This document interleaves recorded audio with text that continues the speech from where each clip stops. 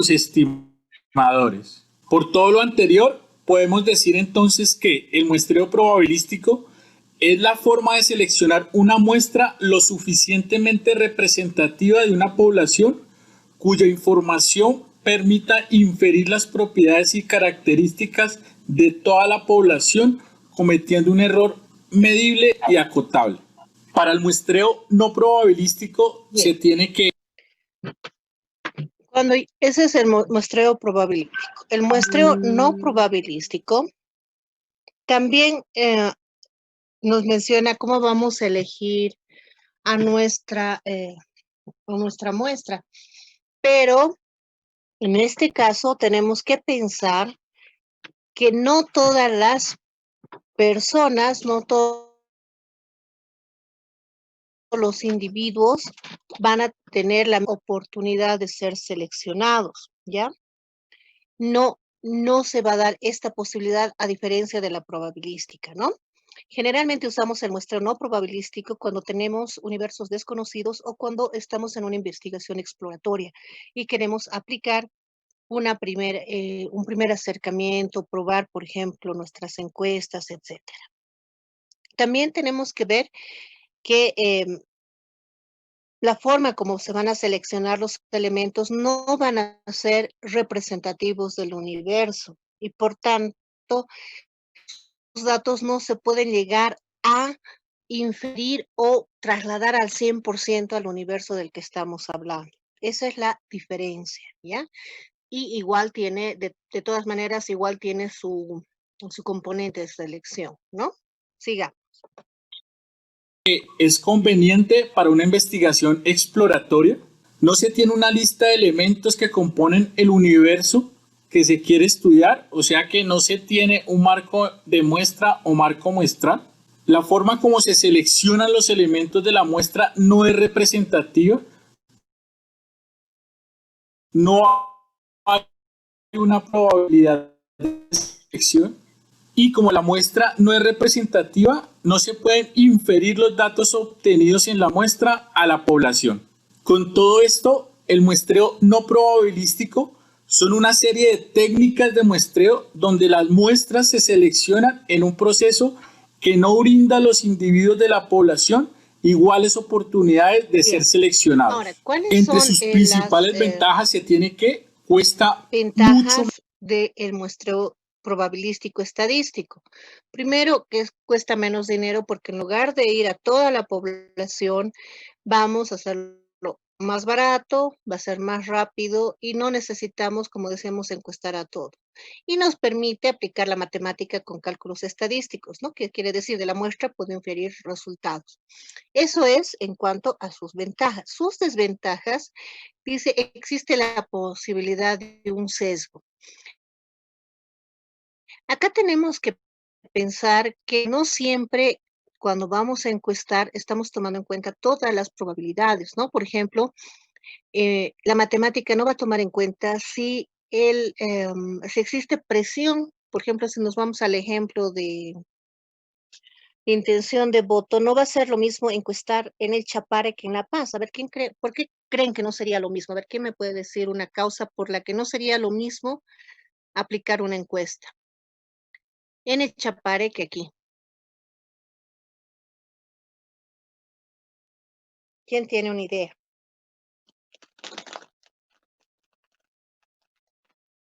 A ver, chicos.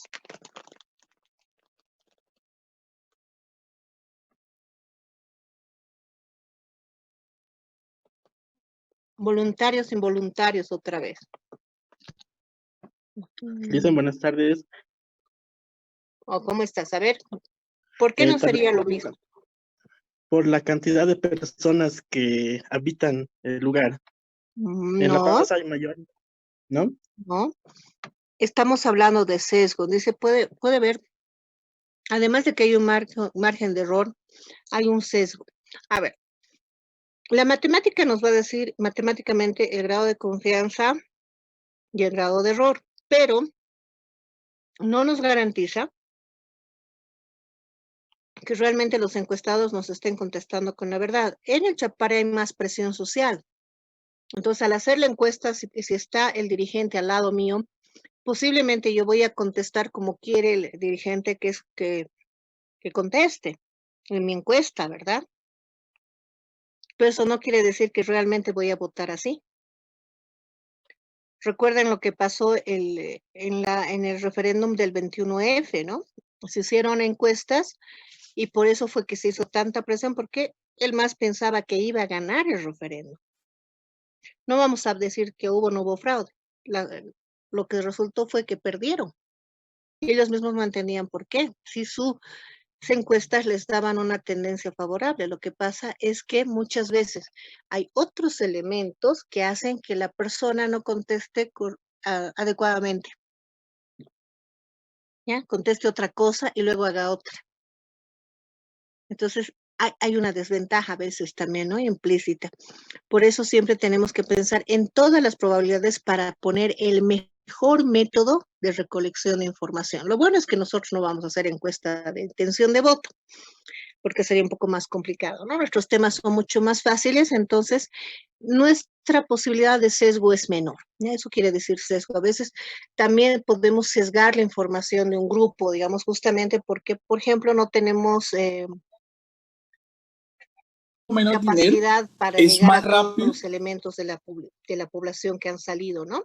Imagínense ahora, por ejemplo, hacer esta aplicación con las condiciones actuales, llegar a nuestros encuestados, si no es vía Zoom, vía teléfono, o tomando solamente los que salen en pares o impares, un poco complicado. Hay mayor dificultad en este momento para hacer este tipo de estudios, ¿no? Gente que estaba haciendo estudios estadísticos está justamente hablando también de esto, ¿no? De cómo se le ha dificultado la recolección de estos datos. Entonces, esa puede ser una dificultad, por ejemplo, ¿no? El llegar a la población elegida. Y también estaría la dificultad de aplicar a esto a poblaciones muy grandes. Aplicar un muestreo estadístico al 15% de error muestral en China, ¿cuántos habitantes tiene? Estás hablando de 1.000 millones. ¿Cuánto es una muestra de 1.000 millones con un 15% de error muestral? ¿Se imaginan cuántas encuestas son? Ya me asusté yo solo de pensar. Entonces, muchas veces se puede presentar esto, ¿no? Entonces, hay que este tipo de muestreo. Permite uno hacer un censo. Hay facilidad en los cálculos estadísticos. Y si el muestreo es probabilístico, va a permitir inferir los resultados obtenidos en la muestra a la población. Desventajas: existe la posibilidad de un sesgo, hay un margen de error, hay dificultad en poblaciones muy grandes y se dificulta para llegar a elementos seleccionados en la población. Y los tipos de muestreo más utilizados son: para muestreo probabilístico, el muestreo aleatorio simple, sistemático, estratificado y por conglomerados. Y para el muestreo no probabilístico, el muestreo por cuotas, muestreo intencional o de conveniencia, bola de nieve o muestreo discrecional. Bien, En nuestro aquí próximo video voy a retroceder un poquito antes que se me pongan las otras partes. Ya hemos visto que tenemos el muestreo probabilístico y el muestreo no probabilístico. En el muestreo probabilístico vamos a tener además otra subdivisión, ¿no? Donde va a estar el muestreo aleatorio simple. ¿Qué es esto? El aleatorio simple es donde yo puedo sortear. Chicos, no me manden tantos mensajes, suena mucho. Yo voy a silenciar eso también. Yo puedo mostrar, es la bolsita famosa, ¿no? Que yo agarro, pongo todos los elementos y saco una ficha, otra ficha, ese es aleatorio simple, ¿ya? Muestreo aleatorio sistemático es cuando de la lista digo, de cada 10 personas voy a encuestar, entonces empiezo como cuando les digo, a ver, dame un número, eso es un muestreo aleatorio sistemático. Entonces yo digo cada 10, empiezo del 1, cuento al 10, el 10 lo entrevisto. Parto del siguiente del 10, cuento otros 10 y lo entrevisto. Ese es el aleatorio sistemático. El aleatorio estratificado es cuando yo hago estratos. Por ejemplo, en la población tenemos estratos de edad.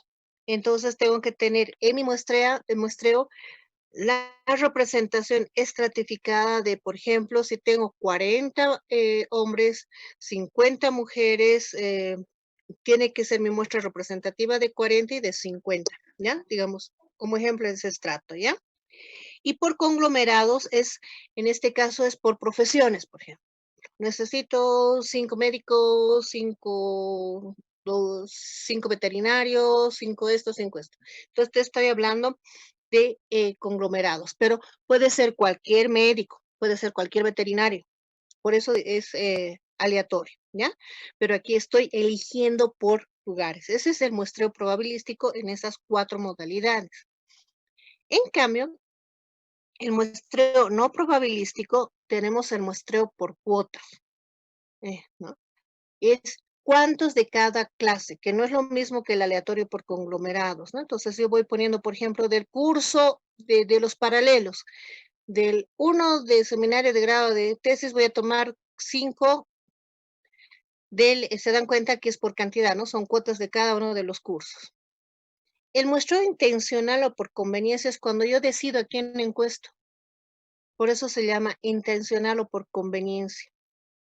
Bola de nieve, me paro en una esquina y a todo el que pase lo entrevisto. Muestreo discrecional, estoy parado en la calle así como de hierba live y este tiene cara de que me va a escuchar. Lo elijo. Eso es en palabras fáciles. No es complicado si se dan cuenta, no solo que a los investigadores les gusta hablar en dificilito. Más utilizados son para muestreo probabilístico el muestreo aleatorio simple, sistemático, estratificado y por conglomerados. Y para el muestreo no probabilístico, el muestreo por cuotas, muestreo intencional o de conveniencia, bola de nieve o muestreo discrecional. En nuestro próximo video veremos el muestreo aleatorio simple de manera detallada. Si te sirvió la información... Es el juego de videos que les voy a mandar, ¿ya? Espera, si aún no puedes hablar inglés, debes ver este video. Mi nombre es Kale Anders y yo soy coach de inglés para millones de...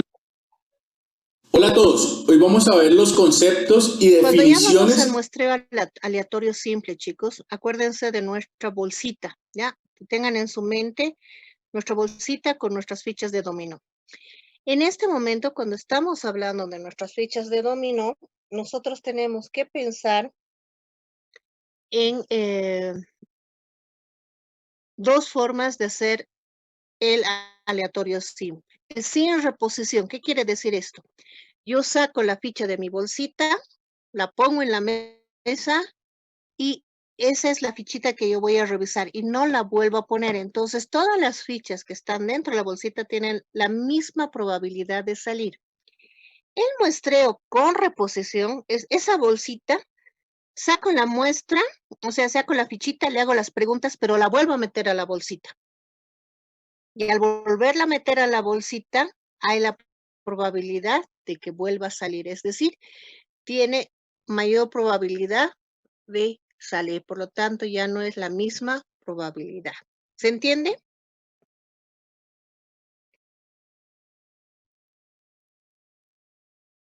Tanto silencio. ¿Sí? ¿Se entiende o no se entiende? Sí, sí. Seguro. A ver, ejemplo. ¿Quién me da un ejemplo?